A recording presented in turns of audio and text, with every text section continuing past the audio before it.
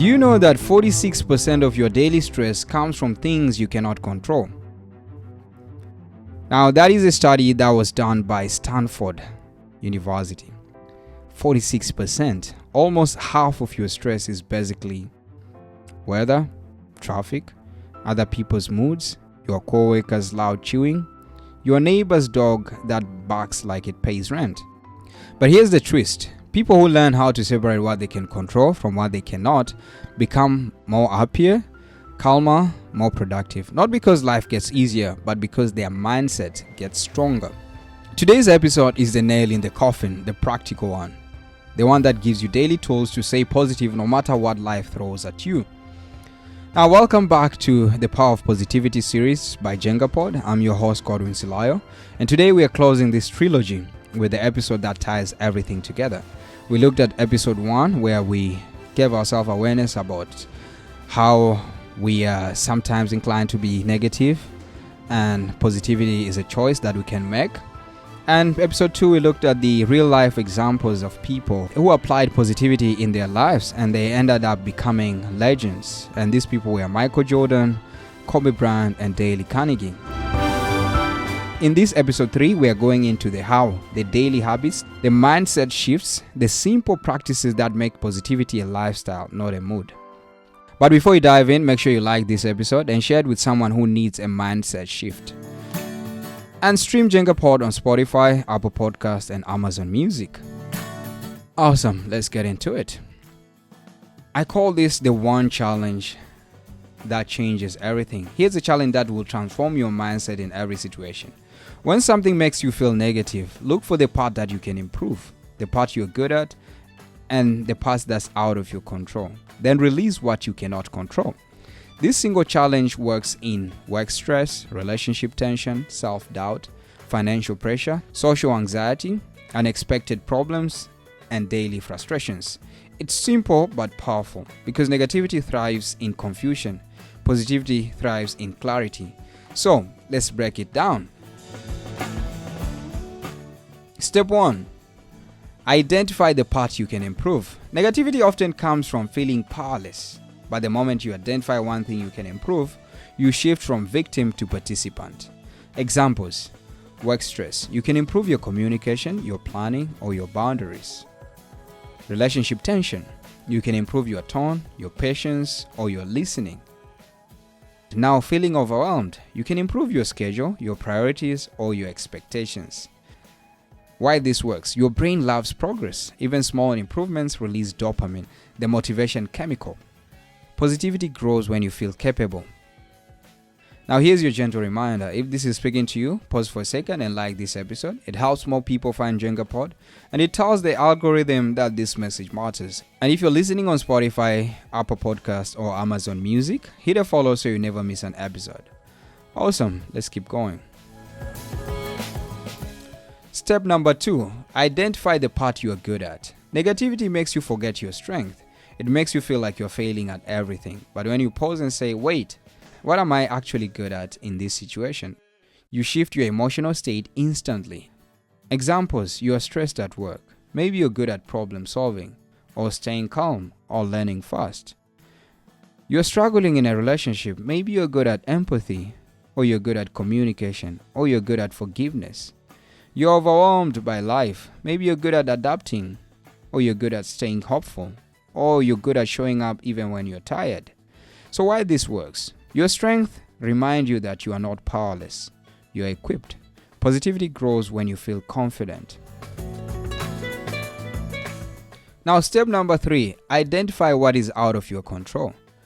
This is the hardest part because humans love control. We want to control outcomes, people, timing, reactions, and everything in between.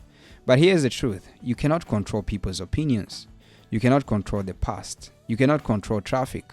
You cannot control the weather. You cannot control how others behave. You cannot control every outcome. And trying to control what you cannot control is the fastest way to drain your positivity. Now, here's your daily practice. Ask yourself, is this mine to carry? If the answer is no, release it. Not ignore it, not pretend it doesn't matter. Just release the responsibility. Why this works? Your brain stops wasting energy on impossible tasks. Your emotions stop fighting battles they cannot win. Positivity grows when you feel free. Now, let's be honest. Some of us try to control everything. You're in traffic like, if I stay at this red light long enough, maybe it will turn green faster. Or you are arguing with someone who refuses to understand your point, and you're like, oh, let me repeat myself louder, maybe their brain will reboot. Or you're stressing about something that happened 3 years ago, like it's happening tomorrow. Yes, it's funny, but we have all been there. So positivity is not about being perfect, it's about being aware.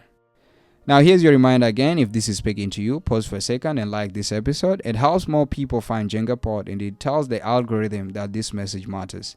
And if you're listening on Spotify, Apple Podcasts or Amazon Music, hit a follow so you never miss an episode. Awesome, let's keep going. Now let me give you the psychology of this challenge. This 3-part challenge works because it aligns with how the brain processes stress. 1. Improvement is equivalent to control. Your brain calms down when it sees a path forward. 2. Strength is equivalent to confidence. Your brain becomes more optimistic when it remembers your abilities. 3. Release is equivalent to freedom. Your brain stops producing stress hormones when you stop fighting the uncontrollable. This is why positive people are not lucky, they are strategic. They don't avoid problems, they manage their energy.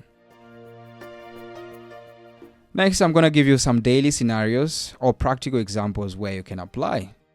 Scenario 1, work stress. Your boss drops a last-minute task on you. So what can you improve? Your planning or communication. What can you strengthen? Your reliability and resourcefulness. What can you release? Your boss timing, because it is not your responsibility. Now, scenario 2, relationship tension. Your partner is upset. What can you improve? You can improve your tone or your patience. What can you strengthen? You can strengthen your empathy. What can you release? Their mood. You cannot control it. Now, scenarios 3, self-doubt. You feel like you're not good enough. So what can you improve? Your routine or your expectations. What can you strengthen? Your consistency. And what can you release? Your perfection, because perfection is impossible. Now, scenario 4, unexpected problems. Your car breaks down. So what can you improve? Your response. What can you strengthen? Your adaptability.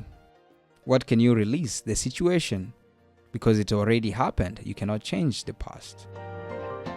Now, scenario 5, social pressure. You have a lot of people misunderstanding you. So what can you improve? Your clarity, your communication. What can you strengthen? Your authenticity.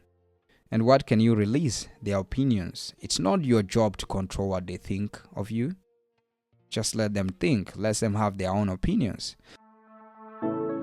So this challenge works everywhere. You can apply it everywhere, literally everywhere, in every scenario. Now, having said so, here's your daily positivity mantra. And you can say it daily or every now and then. I improve what I can, I use what I'm good at, and I release what I cannot control.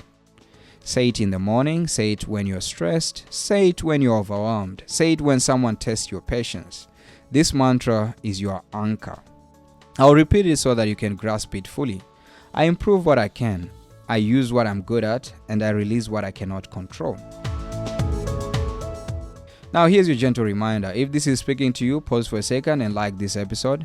It helps more people find JengaPod, and it tells the algorithm that this message matters.